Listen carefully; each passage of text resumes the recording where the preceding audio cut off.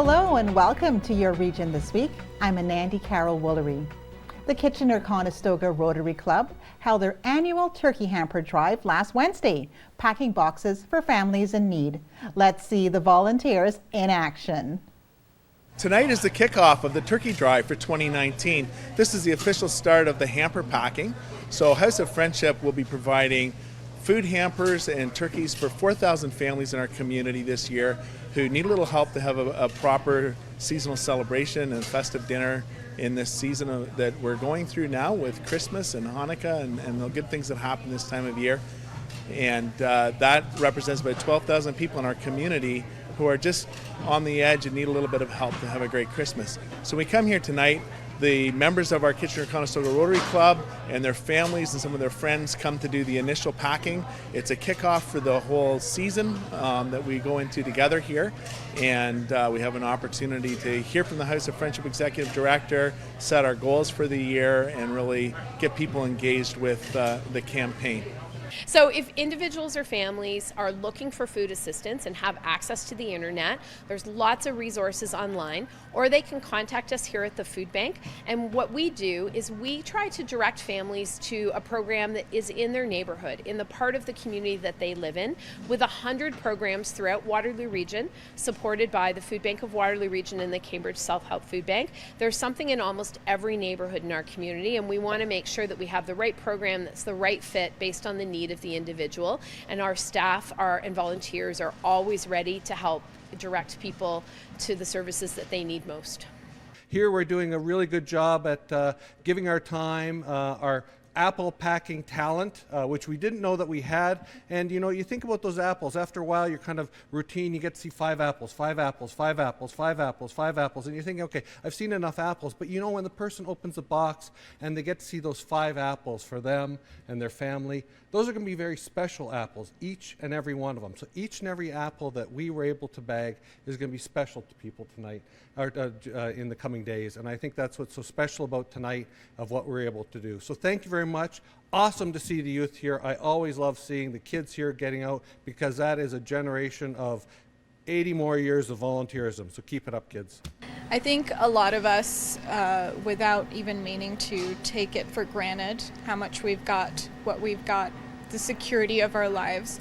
And it can be easy in our comfort to forget about those who don't have it. And it's just a way of making sure everyone's warm and happy and well fed for this Christmas.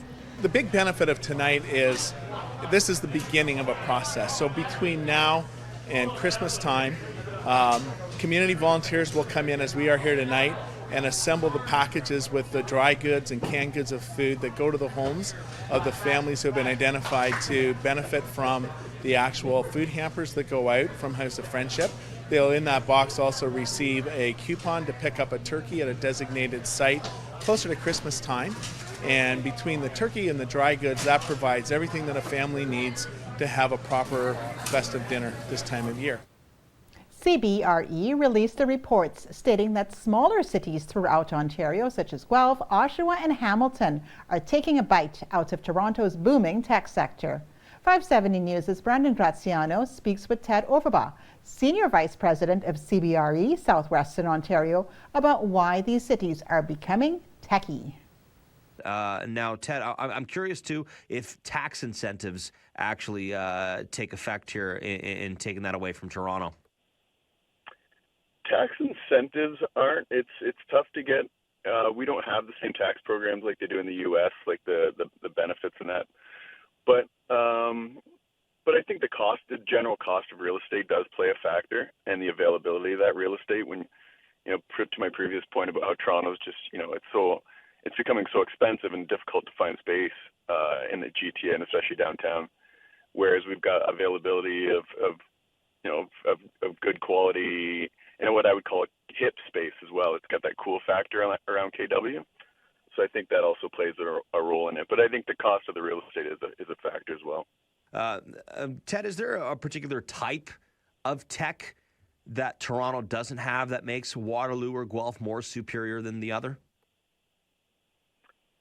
I think Kitchener-Waterloo's done a pretty good job at some of what you'd call maker space. So they're making some products more than just, the typical tech type, call center type, where you'd get everyone kind of working away on their laptops. So we're actually doing some product development and making, I think, a little better than other places like Toronto. I think that's probably a differentiator in the scene. And you've seen, developments like the Catalyst development that was done over the last couple of years. That's a great example of, trying to bring a more hardware thought and development into the marketplace, which was very successful. So, like I was asking earlier, instead of tax incentives, maybe funding would be an issue, or not necessarily an issue. It'd be an incentive, like you said, for maybe the city of Oshawa to say, like, look, we're going to give out $500,000 or X amount of money, whatever it could be, for a tech firm to start up right here in the city of Oshawa. Yeah, and it's a lot of it's coming from the private sector. So, and that's where Waterloo's really been able to excel, is the amount of tech funding that comes into the city and into places like Communitech and that, fostering these groups and getting them to the next level. That's the Waterloo region in general. Kitchener-Waterloo is amongst the best in the country for that. Your region this week. We'll be right back after these messages.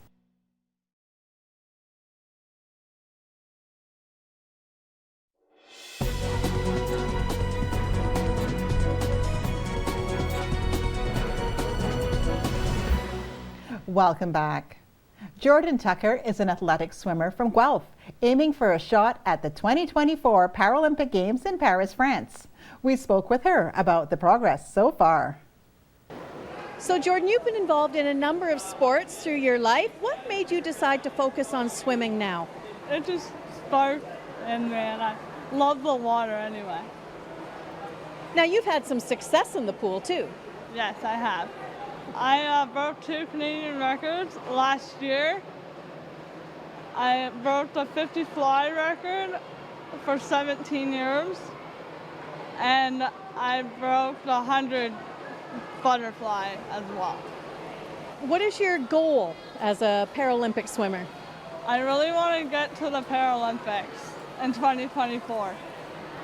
Now, to be an athlete, and certainly one that wants to go to the Paralympics, it's about how fit you are outside of the pool as well. What kinds of things are you doing to make sure you're the best athlete you can be? I do dryland right after I do swimming, so I stay fit that way. And I do some stretches with my physio at Kids Ability. Now, you're also a student. How hard is it to juggle everything? It's really hard to get that done, and my teachers are so understanding. They let me do it when I get back from a swimming competition or swimming. And how important is it to have the support of your family? It's amazing. My mom actually took some time to drive me to swimming practices each morning, and my dad also gives me the boost, and my brother's like, go for it. Amanda, we're here at a practice today. Tell me a little bit about the Guelph Marlins and the size of the club and all that you offer. The Guelph Marlins have been around for about 52 years now. We have around 160 competitive swimmers, and we also have a swim academy for kids who are learning to swim and who are perhaps interested in becoming competitive, and that takes us to around 320 swimmers total. Paralympic swimming is part of your program as well. Why is swimming such an excellent sport for Paralympic athletes? Swimming's great for para-athletes because it takes the water takes balance out of the picture for them. If they're having any issues with their balance or with weight bearing, it eliminates that, and it makes it a bit of a fair playing field for them.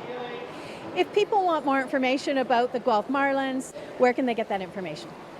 We would love for people to reach out to us. They can reach us at gmacswimclub@gmail.com. The city of Brantford will be debating a resolution that would see the sale of Arrowdale Golf Course as a means to fund affordable housing initiatives.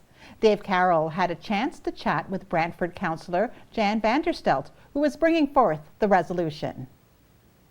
Hi, I'm Dave Carroll here with Councillor Jan Vanderstel. Jan, you are bringing a resolution to Brantford City Council regarding Airedale Golf Course, our inner city, city-run golf course. That's correct. And there's some questions about what the future of this location should be. Tell me a bit about this. The future of this location is all based on the question of priority.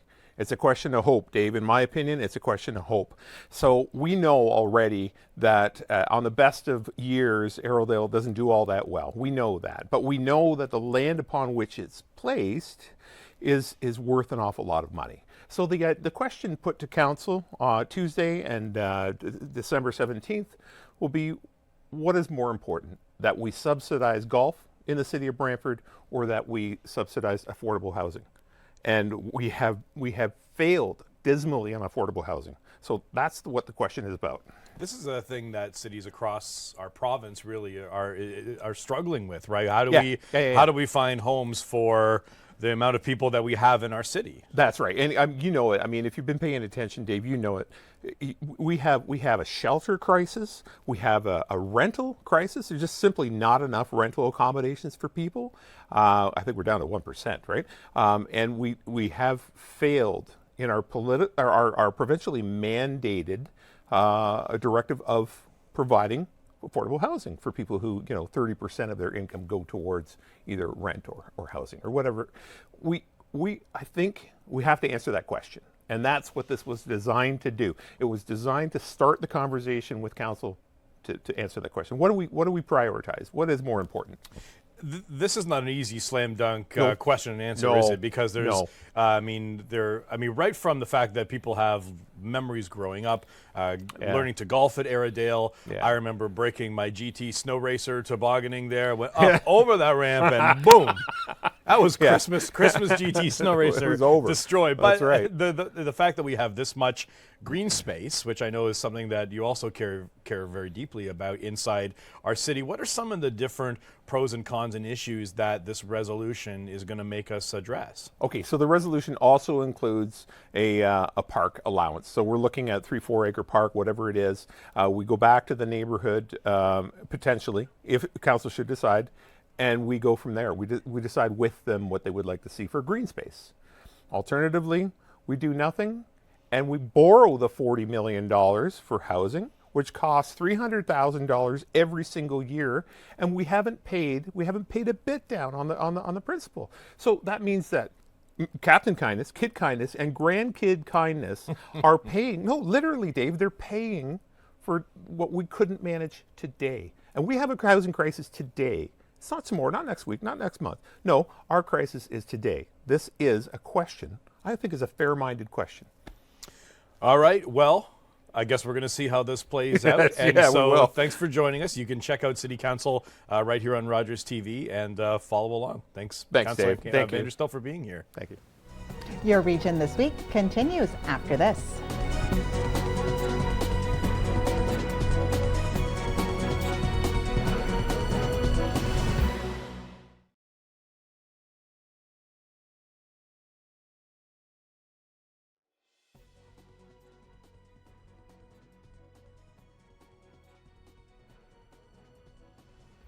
Welcome back.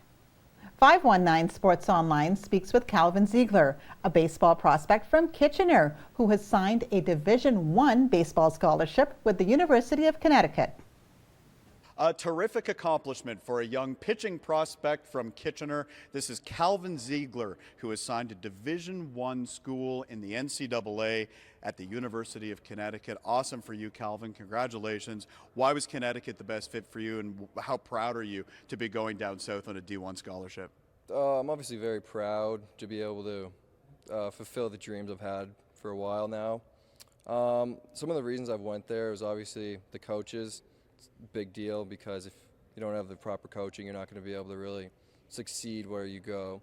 And then also when I went on my visit, I noticed how happy and all the excitement that came off from the team members. So that was obviously a big part of it. And then obviously just it was closer to home. It wasn't too far down south, 8 hours away, so it's not a problem coming back. Let's speak about the junior national team. Obviously a wonderful experience for you, having the opportunity to represent our country. You're wearing the Canada baseball logo proudly on your chest. How was that experience? You went down to Florida. Obviously you got to learn and develop there as well. What can you say about the foundation that was built and how you're better because of being part of that junior national team? The program's really well put together. The head coach, Greg Hamilton's really done a good job with it. And I'd just like to thank him again for everything he's done. But just getting down there and just seeing like the talent that all these like teams and players have around the country. And like, cause we're not just playing kids our age, we're playing some like professional athletes at the same time too. So you get to see where you have to be when you get to that level and just how much better you have to actually get. Who are you as a pitcher? I've heard a little bit about your fastball, but you're also working a changeup into your arsenal in the attempt and the goal to get batters out. That's obviously the bottom line in all this. Your fastball in the mid-80s, sometimes in the low 90s. That's great for your age. You're 17 years old, and that's only going to get stronger, obviously, as you get bigger and stronger as you head down south and get the development with the University of Connecticut. But tell me about yourself as a pitcher and really what your attributes are. So yeah, like you said, I obviously throw a hard fastball. I have a hard curveball as well, which I throw. That's usually my go-to to get batters out. So obviously those two are like the main foundation of my pitching. But obviously, like you said, I'm trying to work in a changeup now just to keep batters off the fastball, which is a big deal when it comes to getting outs. Because if they can sit on one pitch, it's going to be pretty easy for them to hit. Yeah.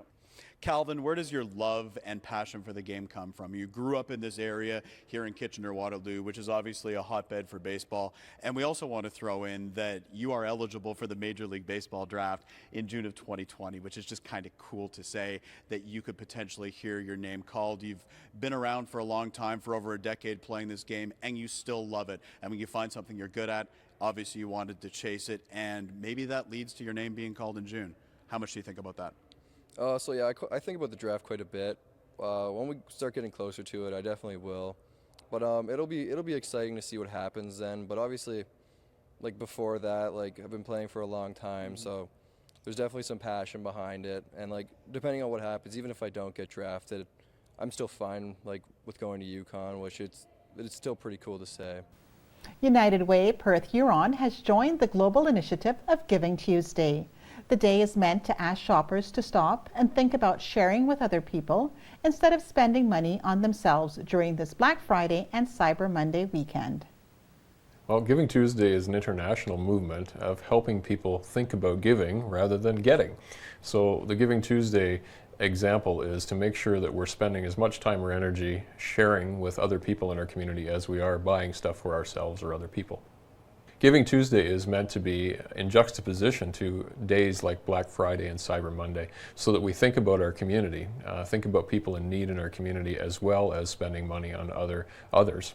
So Christmas, Thanksgiving, American Thanksgiving has brought on this season that we think of for lots of sales, lots of opportunities to get good deals, and we in the charitable sector want to tell the world to also think about those in need at this time. So I've got here a gift that's specially wrapped in a brand new Pantone color. So the United Way of Canada has partnered with Pantone to come up with what we're calling an unignorable color.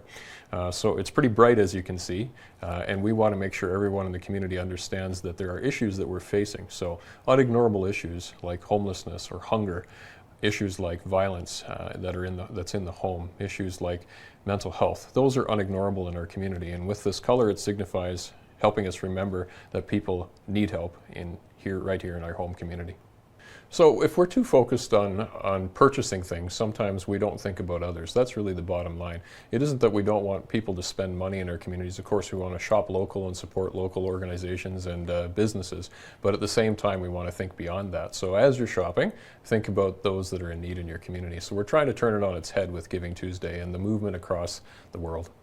So Giving Tuesday is December 3rd this year, and we're really proud to be a part of it, and we hope everybody visits our website to find out more information, perthhuron.unitedway.ca. Your Region This Week will continue after these messages.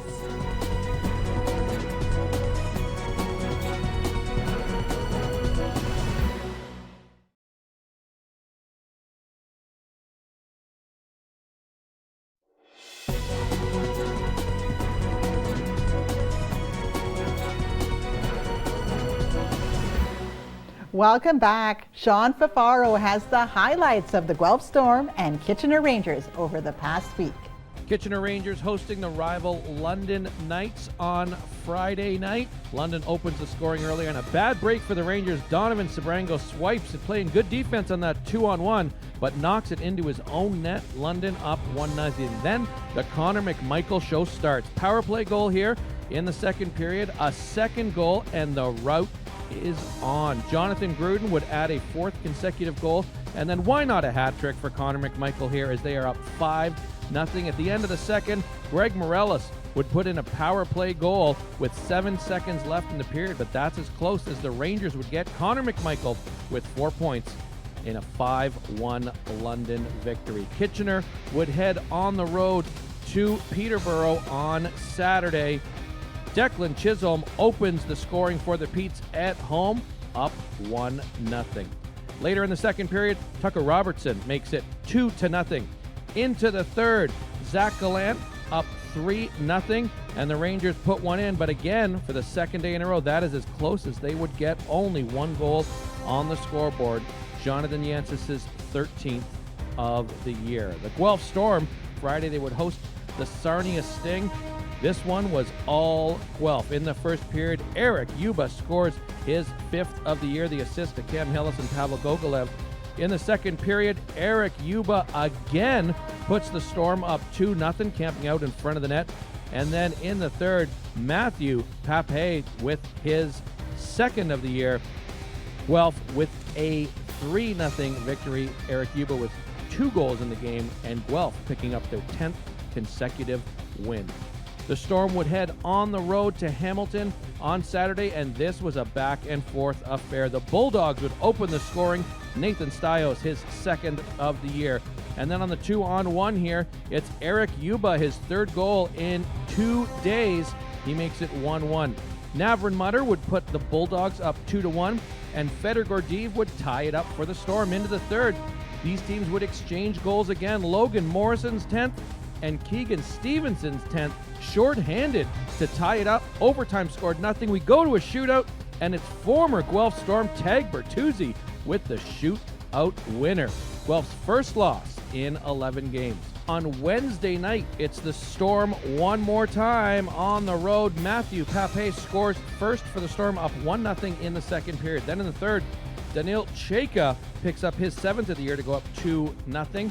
Richard Whitaker would answer back for Mississauga, making it 2-1, but Eric Yuba into the empty net, his 3rd goal in as many games. The Storm with 11 wins in their last 12 games and 12 straight games with a point. Upcoming games for these two teams. Kitchener, Friday, they will host the Owen Sound Attack, and Sunday afternoon it's Highway 7 rivals again as Guelph visits the Kitchener Memorial Auditorium. For Guelph, Friday night they host the Saginaw Spirit, and Wednesday, December the 4th, they will be in Saginaw. That's it for another episode of Your Region This Week. For more information on the show, or if you have a story idea, visit our website, rogerstv.com, and fill out our proposal form at the bottom. Thanks for watching, and we'll see you next week.